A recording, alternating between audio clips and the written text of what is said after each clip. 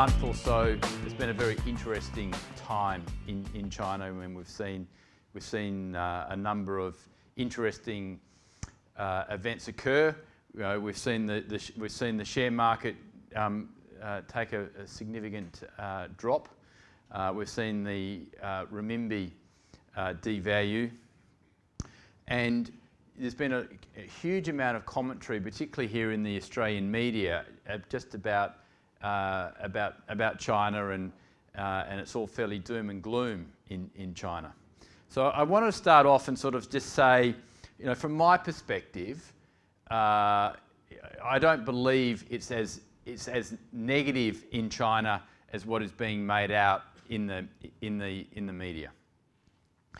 It is a fact that China's GDP growth has certainly slowed, but China's GDP growth has slowed and has been slowing from the double-digit growth that it had in 2007-8, just before the global financial crisis, and it's continued to head south. I think the challenge is China's GDP growth 7%? As the official data is reporting, or is China's GDP growth around 5 or 6%? I think the reality is it's probably not 7%, it's probably more 5 or 6%, so you're probably seeing more of a reduction in GDP growth than what the Chinese leadership is probably indicating. But notwithstanding that, you still have got quite significant growth, even if it's 5 or 6%. The other point I just want to make when you think about the Chinese economy is there are certain sectors in China that are absolutely booming at the moment, and there are certain sectors that are certainly struggling and subject to reforms or no longer in favour. And I think that when you look at China and you look at sort of market entry for yourselves into China, you've got to be very careful and very specific around what sector are you going into. Is it a growth sector or isn't it? So you probably need to do a little bit more due diligence. The other thing that I also like to make a comment when you talk about China GDP growth, I'd never sit here with anybody and have a conversation about GDP growth in Europe, right? It just doesn't. You just would never have it. You'd have a conversation. You talk about the German economy is performing this way, Greece is performing like that, Spain is like that. And whilst China is one country and Europe isn't, the difference is that China is an incredibly large area that's made up of a number of different provinces. Each of those provinces are very, very different. So there are certain provinces that are currently printing double-digit GDP growth, and there are certain provinces that are on the verge of recession. So again, you've got to be very specific when you're thinking about China. Which province are you dealing with? Which province do you want to go into to work out, is it a growth story or isn't it? So just a couple of little things to comment about the Chinese economy.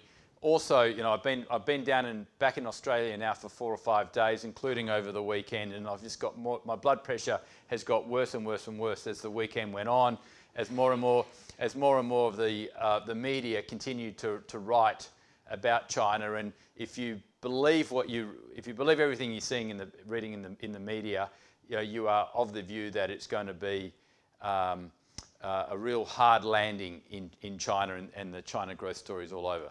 It's from our perspective, it's certainly not like that. So let me just run you through a couple of slides. For most of you who are already doing business in China, you are well aware of the relationship. The Australia-China relationship is very strong. It's our largest trading partner. It's our largest trading partner on both imports and exports. But I've got news for you. Australia is not the only country that can say China is our major trading partner. There's a large number of countries that can say that and do say that. So we can't become too complacent when it comes to the Australia-China relationship around the fact that it's our largest trading partner. There's plenty of other people who are knocking on the door. I think I will spend a bit of time a bit later on talking about the China-Australia Free Trade Agreement, but the China-Australia Free Trade Agreement, the CHAFTA, is a significant event for the Australia-China relationship and should prove to significantly develop the relationship that we have with China. People, for Australia, the people flows are really important. The level of students, the level of migrants, the SIV, the significant investor visas, the 888 visas, we're seeing an incredible increase in the amount of people flows out of China into Australia. Australia is very much front and centre of the Chinese thinking. Now, a lot of that is driven, yes, they've fallen in love with Australia, but the Chinese are obviously very intelligent people, and they watch and monitor exchange rates very closely. So in terms of what's their interest in coming to Australia from an education point of view, a lot of that is driven by the dollar. And the Aussie dollar, where it is at the moment, is a very attractive destination for the education sector. So, I've made a comment up there about just the overall size of the Chinese economy, which comes back to my opening comment about the GDP growth. So last year, China overtook the US as the largest economy in the world. Okay, so we are still talking about a significant and a very large economy. And when you look at China's GDP and you compare it to South Korea, Indonesia, and Japan and India, it's still larger than those four countries combined. And the last thing I want to make a comment on here is, at the time of the global financial crisis, China was taught a lesson. And the lesson it was taught was it had a very large focus and dominance on being factory to the world. It was highly reliant on manufacturing and exporting to other countries. And it was very reliant on the economic conditions in those other countries. So during the global financial crisis, when the Chinese government pumped a lot of stimulus into the Chinese economy, at the same time, they rebalanced the economy away from being factory to the world to being more of a domestic consumption-based economy, much more services sector-based economy. And since 2008, you have seen a large number of those marginal higher cost factories have left China and have set up in Vietnam, Bangladesh, even Malaysia. Or you've seen some of those factories move from, say, Guangdong province further west where there's more abundance of labour and that labour is cheaper. But whilst all that's been going on, the most important thing that's happened here is the absolute shift towards domestic consumption. And that will continue. They've still got a long way to go, but that will continue to play out. Just thought I'd show you a couple of my holiday snaps. Look, I think for those of you who've never been to China, it is an incredible place. You only have to turn your back on it for a very short period of time, and it changes. And we were talking over lunch. Just the amount of change that has occurred in China. Now this is Shanghai. This is the Pudong area in Shanghai in 1990, and you fast forward to 2015. This is what you've got. Now this is all reclaimed land. So they've built. This is the financial district in China, Lujiazui. They've built all of this in a relatively short period of time. It's all been built on reclaimed swampland.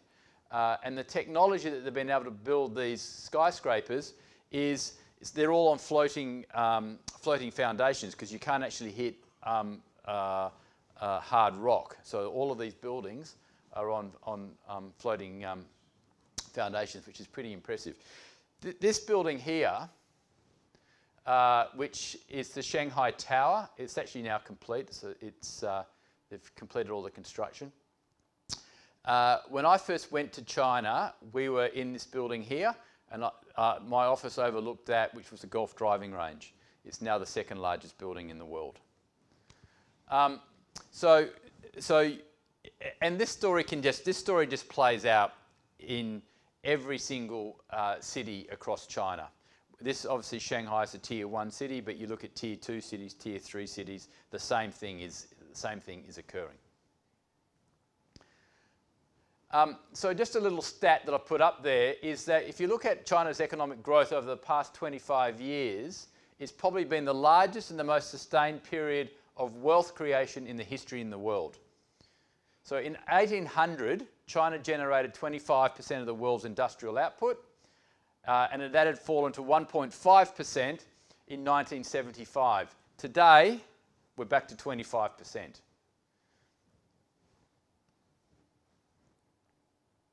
And China's output is 5 times bigger than what it was just 10 years ago. This is a photo. It's a great photo. So when you're driving home tonight and you're complaining and bitching about the traffic jam, this is a photo taken outside my hotel in Beijing one morning, and that's what these guys are having to deal with every single day, getting to and from work. Why you would continue to persevere with driving a car is beyond me, but so be it. Again, when we talk about GDP growth, right, remember we are talking about an annual growth number.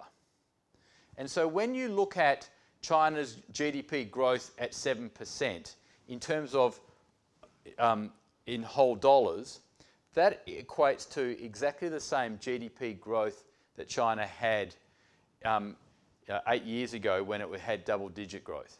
So again, when you look at the size, the quantum of the growth in the economy in real terms, it's still a very, very large number. This is where your iPhone and iPad is manufactured. This is a Foxconn factory. Foxconn manufacture for Apple, and they've got a large number of these factories across China. And these sort of factories would be like 10 stories tall, with just massive floors like this full of people assembling the iPhones and iPads that we all take for granted. The other point that I think is really, really relevant is, China has a significant amount of foreign currency reserves. It's got $3.7 trillion of reserves. So when people talk about the Chinese economy and they talk about the problems with the economy and so forth, the Chinese leadership have got a large number of different levers that they can push and pull to kickstart the economy. And they've got a large amount of reserves that they can use to help to fund some of those initiatives. So again, these sort of statistics need to be absolutely kept in mind. And remember, during 2008, during the global financial crisis, $1.2 or $1.3 trillion was kick-started back into the economy via the state-owned banks to kick-start the economy. So they do have at their disposal significant amounts of reserves that they can and do use to help them along the way.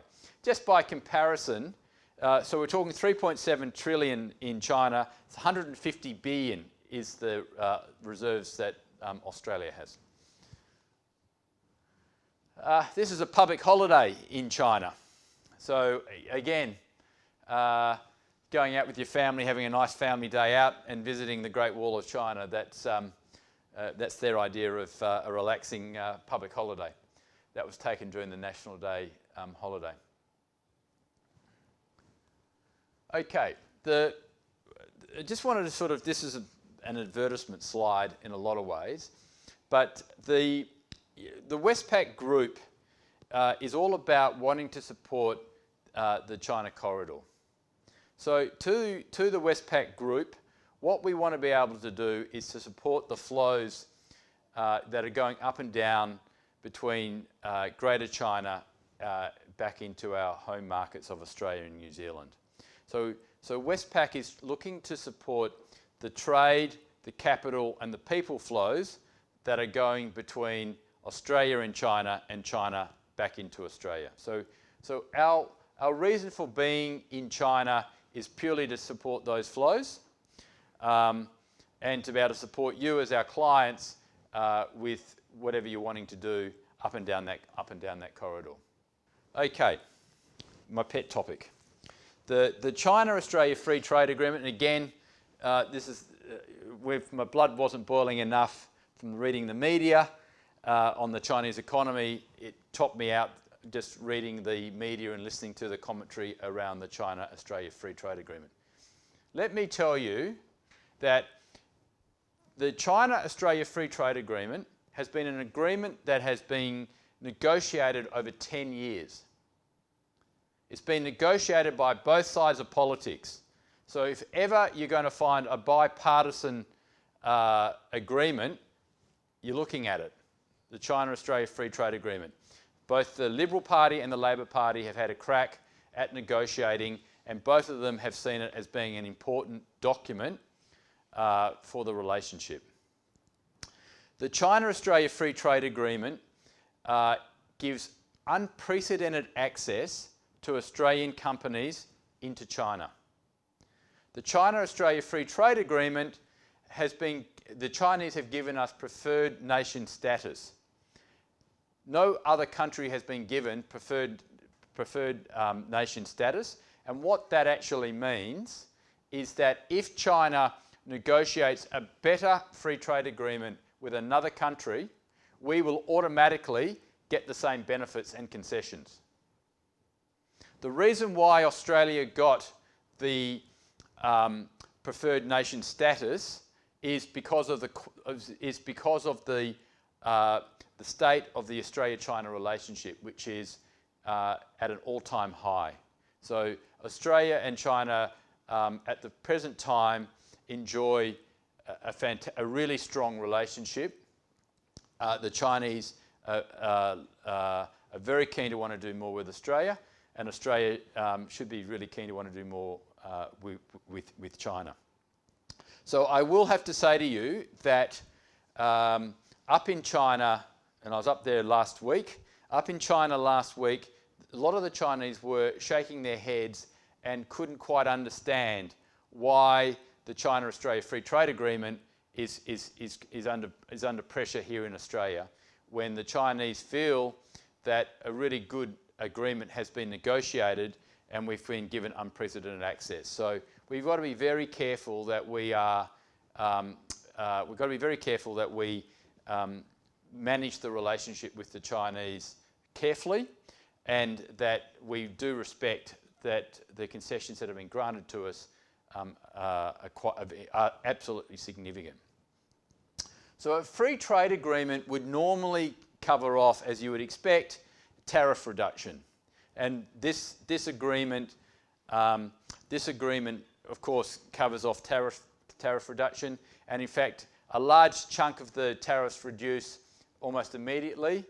I can't remember the statistic. It's in the 80% of the number of goods that automatically will benefit from tariff reduction, and then the balance over time. But what this agreement does is it provides unprecedented access, market entry access into China for a number of sectors, particularly in the services sector, which again ties back into my comment around China moving towards a more domestic consumption-based economy. So education services, financial services, healthcare, aged care, pharmaceuticals, telecommunications, all get special market entry access into China through this FTA. And that market entry access could either be direct, so by an Australian company going up and setting up their own entity there, or they could do it by going through a joint venture whichever way you want to do it. The other thing that the free trade agreement does is it provides a lot of access for Chinese to invest in Australia.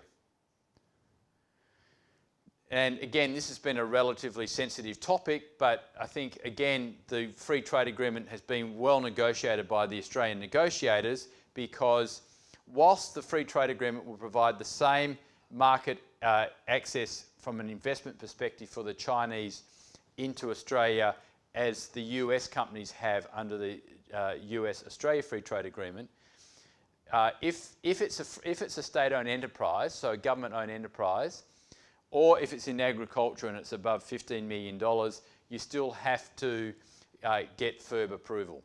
So there is still a large number of protections there, particularly for the government-owned entities wanting to invest in Australia. But if they're a privately owned enterprise, and we've seen examples of that recently, you've seen the Dalian Wanda Group, which is a very significant Chinese entity, operates a large chains of cinemas in China, property development and others. They've just recently acquired the Hoyts cinema chain down here in Australia, so they've invested in that. Same time, Dalian Wanda have also bought a building down in Circular Quay, which they're going to refurbish and turn it into a hotel. So you'll start to see more Chinese investment coming into Australia from private companies. The other area where the Chinese are very interested in wanting to invest in Australia is in the infrastructure space. So here in New South Wales, where you've got poles and wires that are up for sale, a large number of the Chinese companies that we talk to on a regular basis have all expressed interest in that. You had the China Merchants Group that partnered with a Westpac subsidiary that acquired the Port of Newcastle. So infrastructure is another very keen investment. If you want more information about the China-Australia Free Trade Agreement, we have a lot of information which we can share with you. We're more than happy to sit down and talk to you in a very industry-specific way. Department of Foreign Affairs and Trade, DFAT, have a website, so a really good website actually, where you can actually go in and look at in your particular industries, in your particular products, you can go in and look at exactly what the tariff reduction would be and when that actual reduction would become effective. I want to just talk about the stock market, the Chinese stock market, that is. Yes, the equity markets in China have grown quite significantly over the last 18 months. And they've also fallen quite significantly in the last month. Again, there's been a lot of commentary in the Australian media about the Chinese stock market.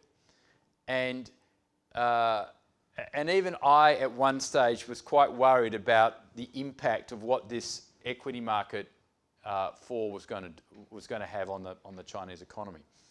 So I went up to Beijing and I went and met with an economist who works in a Chinese think tank that's closely aligned to the Chinese government. And he sat me down, and I had my aha moment when he sat me down and he told me to stop looking at it through a Western set of eyes and to start looking at it as a Chinese. And what he meant by that, and when I thought about it and reflected on it, this makes an enormous amount of sense. But when you are a Westerner, and you're someone like myself, in my mid-50s, with one eye to retirement, in the next 10 years or whatever, the equity market means a lot to me, right? I have got a lot of money tied up in my pension. I've got money tied up in private equities, so that someone like myself, I might have 40%, for argument's sake, if I've got $100 of wealth, I might have $40 of my wealth tied up in my pension, tied up in other equities. Then I might have, say, $30 tied up in real estate. And then the balance I might have tied up in fixed income and cash and so forth. A Chinese person will have $75 of that $100 tied up in property, and then they will have the bulk of their wealth would then be tied up in fixed income investments that they've bought from a bank, which provides an annuity, no capital growth. You just get your capital back at the end of 3 or 5 years. So basically, maybe 2% of your wealth as a Chinese could be tied up in the equity market. So it doesn't have the same relationship as it would to in the West in terms of the depth and the spread of investors in the equity market. There's definitely people who have lost money in the equity market. You know, when I did a poll of some of my staff in Shanghai and Beijing, and yep, they've all had a bit of a punt, and they've all lost, you know, $20,000 or $30,000. So yes, people have lost money. Obviously, they've lost money, but we're not talking huge sums of money, and it's not a large chunk of your personal net worth that would have a dramatic impact on the whole of the Chinese economy. So yes, I think watch the Chinese equity market, but it is disconnected to a certain extent from the Chinese economy. The other point about the Chinese equity market, which is a bit different to Western equity markets, is, you know, for the capital markets, they still rely very heavily on bank debt rather than raising capital through the equity market. So there's a bit of a disconnect there as well. Here in Australia, Westpac produces the Australian Consumer Sentiment Index, which is published every month, and it sort of takes a reading of what the Australian consumer thinks about the economy. In China, Westpac has partnered with MNI, which is part of Deutsche Börse, and we produce an independent China Consumer Sentiment Index every month. Now again, one of the issues and challenges for anybody who's a China watcher is where you're going to get reliable data from, because, you know, as I said at the start of this presentation, yes, the official GDP number is X, but it's probably really Y. So, you know, you've got to take some of the data with a pinch of salt. So it's always good to look at other data points, and particularly if you can get some data which is more independent. So the Westpac produces this data, which it has been doing for a period of time, and again, it's a forward-looking indicator where we interview, I think it's 500 people from Tier 1, Tier 2 and Tier 3 cities, and we ask them questions about how they're feeling about job security, how they're feeling about buying property, how they feel about buying white goods or other significant acquisitions that any ordinary household would buy. Now, you know, if you look back here in 2008, obviously with the global financial crisis, confidence hit a low, but it bounced back very quickly as the Chinese pumped in that stimulus that I talked about before. Now, obviously, since 2010, we've had a bit of a roller coaster ride. Again, no surprises.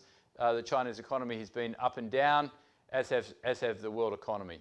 Now, during this year, we have seen the consumer sentiment index has fallen, and it was at an all-time low earlier in the year.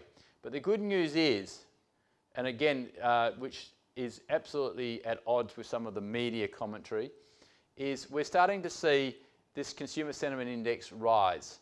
And the interesting thing is that the last reading was done in August, and that was at 116.5 against July that was 114.5. But the interesting thing about the August reading was that during the month of August, you'd seen the equity market had collapsed, you'd seen the devaluation of the renminbi, and you'd had the fire, that chemical fire that tragically a large number of people lost their lives. So you would have thought that the Chinese consumer would be feeling pretty doomy and gloomy. Not the case. They're pretty positive on life. And again, you know, it goes back to the comment that I made before about the equity market. You know, there's a real disconnect with the local Chinese and the equity market. But it is also interesting that the equity market is more impacting, this light blue line here, is more impacting those who have an income greater than 96,000 RMB. So obviously they would be more likely to have lost money, and that's sort of been reflected in the equity price has sort of impacted their confidence there. You know, the other thing that absolutely shocked the market was a couple of weeks ago, the People's Bank of China announced the devaluation of the RMB. Now, in a lot of ways, it shouldn't have come as a shock because everybody has been saying for a long time that the renminbi is overvalued and needed to be devalued. But you know, China, you know, I guess any central bank, you would never expect them to flag to the market that they're going to do something like this. But just overnight, they dropped it. And then a couple of days, they dropped it again. I think the thing is that there's a lot of speculation around why the devaluation of the renminbi occurred. You know, there's theories that are floating around in terms of it was to make China much more competitive from an export market perspective, maybe. One of the other theories is it's just all part of the systemic change that China is going through around the liberalisation of its financial system, maybe. It's just, you know, it's the beginning of the depegging from the US dollar. And the third major theory that's been floating around out there is, you know, China's very keen to want to be seen on the world stage and to be included in the IMF's special drawing rights basket of currencies. And there are certain conditions that the IMF have put on China around it becoming much more transparent, and that maybe this was a reason behind that. Maybe it's all a combination of all three. The reality is no one really knows, but the day that happened, it sent shockwaves through China because the Chinese believed that the renminbi was a one-way upward bet. Now all of a sudden the Chinese are learning that their currency is overvalued, that the People's Bank of China are going to do something about it, and we have seen a dramatic change in behaviour from the Chinese towards the US dollar. They don't want it, and they now want to sort of focus on renminbi because of the risk of a further devaluation of the currency. So one of the things that I will say about this is if you are buying from China and your suppliers have traditionally demanded or wanted to have US dollar payments, now's a great time to have a conversation with your suppliers about being invoiced and you can pay them in RMB and ask them what's in it for you in terms of a settlement discount. So we have been working with a large number of our clients across Australia, across different industries. Now some of them have been told to bugger off. They still want to get paid in US dollars, and admittedly this was before the devaluation. But even before the devaluation, a large number of our clients have had that conversation with their suppliers and in return have got 3 to 5% settlement discounts for settling in RMB. Something to think about. I just want to talk very quickly about Australian produce. So again, I mentioned before about the quality of the Australia-China relationship. It's strong. Australia has a really high regard with the Chinese in terms of the quality of our produce. You know, Australian agricultural product, I mean, food security, food safety, high quality food is very important to the Chinese. They've now got a level of wealth that means that they can afford to pay for imported food. You know, this is an example here of a litre of milk. The poor old expats like myself having to pay $15 for a litre of Australian milk. The demand is there, and that demand is only going to grow. One of the other things I just want to talk about when we talk about Australian produce is, you know, again, you would have heard and you would have been, if you haven't heard about them, you probably have missed a great story, but I'm sure you've all heard about Alibaba. You've probably all heard about JD.com, which are these incredible internet portals where the Chinese are just buying incredible amount of produce. And Alibaba, Tmall, JD.com have become an incredibly important vehicle for Australians to be able to sell their product. And there are, like JD.com, for argument's sake, has got an Australian mall on their website where you can go in there and you can buy Australian produce. You can buy vitamins, and you can buy vitamins there. The Chinese can buy Australian vitamins at a significant premium to what we pay for them, what you guys pay for them down here. Milk powder, infant milk powder. There's so many different products that you can now source on these websites. So it's a great marketplace for Australian companies to be able to sell their products into China using these internet portals. Again, when we talk about Australian produce, and I guess one of the reasons why a lot of this Australian produce is getting sold through some of these internet portals is that you can, to a large extent, have a little bit more control over the supply and the quality of the supply of Australian goods. And there are plenty of examples of where produce that's been imported from offshore is tampered with, and obviously high-end product wants to make sure that their product is protected and is at no risk of being tampered with. Ferngrove is a West Australian winery, interestingly enough owned by the Chinese. The Chinese bought it, and they've developed, just by using near-field NFC communications on your mobile phone, security whereby you can just check that the product hasn't been tampered with. So there's now a lot of focus and effort going in to make sure that your produce, as it's being imported into China, that the quality of it is being maintained.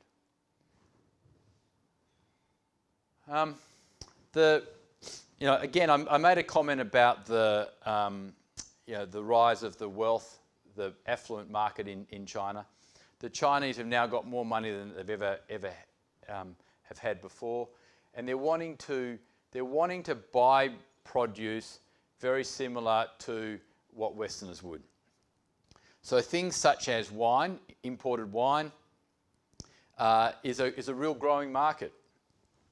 Whereas the Chinese before used to buy wine and tended to just buy it according to price, they're now becoming much more familiar with what's good wine, what's bad wine. It's not necessarily price driven.